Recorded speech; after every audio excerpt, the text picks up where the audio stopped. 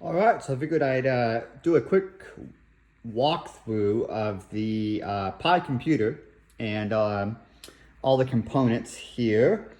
You'll have to excuse me, I'm gonna kind of look at my iPad and kind of make sure I get all the models and everything right. But so what we got is a standard Raspberry Pi 3B Plus.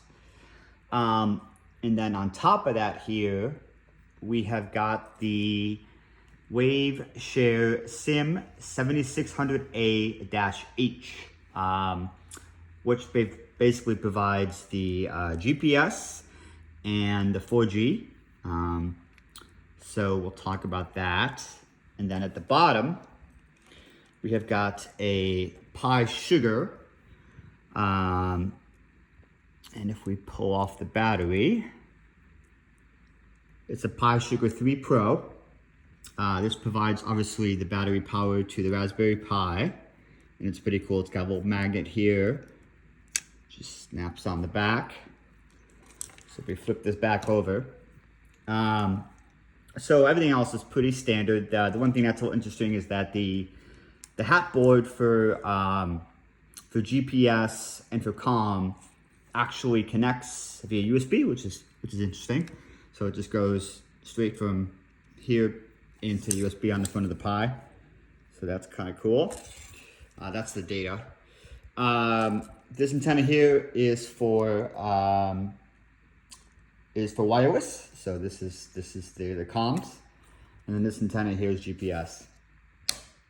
And lastly, which was really nice, is that because they exposed the pins on the top of the board, I can actually expand more on top of that. So plugged into the GPIO pins is, let's see, this is a Bosch BME 280 sensor. So essentially, this small guy provides atmospheric pressure, temperature, and humidity, which is kind of fun to track as we ascent. So you can kind of see just a small sensor there. It's pretty straightforward. There's a SIM card that is on the bottom of this that I can't really show right now, but just a standard SIM that plugs in there. Let's see, what else is interesting? It's got some cool buttons for the battery. So basically, you have an external kind of button to kind of activate it. So, and it's got different options. You can kind of say immediately click, will turn it on, or you can kind of say click and then hold.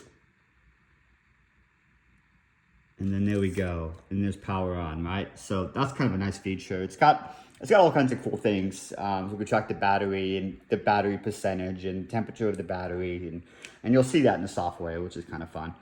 So yeah, that's a really high level overview of the payload there.